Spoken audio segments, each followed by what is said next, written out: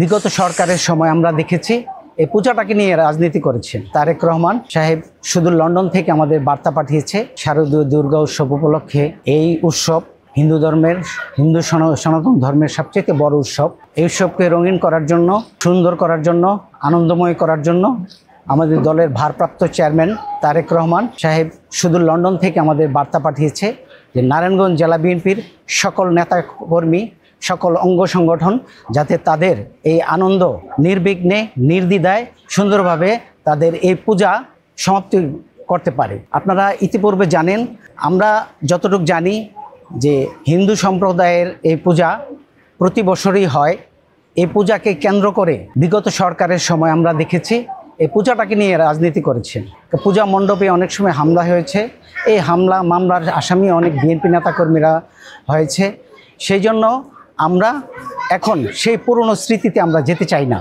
আমরা চাই সবাই শান্তিপূর্ণ অবস্থান এই বাংলাদেশে তৈরি হোক, এটাই আমরা চাই।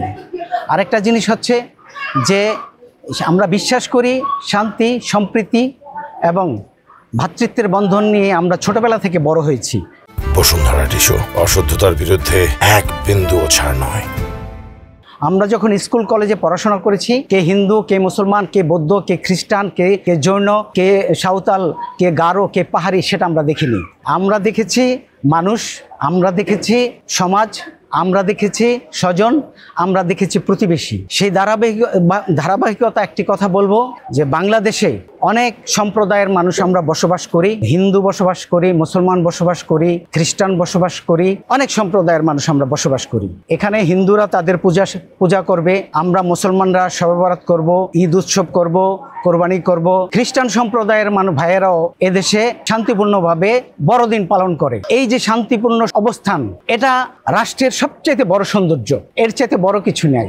যে শারদীয় দুর্গা পূজা উপলক্ষে যারা এই আয়োজন করেছে তাদের প্রতি আমি কৃতজ্ঞ, যাতে নতুন প্রজন্মে তাদের কাছ থেকে শিখতে পারে। হরিজন সম্প্রদায়ের পূজা মণ্ডপে গিয়েছিলাম। হরিজন সম্প্রদায় হচ্ছে বাংলাদেশের সবচেয়ে নিম্ন আয়ের মানুষ। তারা পরিচ্ছন্ন কর্মী এখানে বসবাস করে, তাদের পরিচ্ছন্ন কর্মী এখানে বসবাস করে।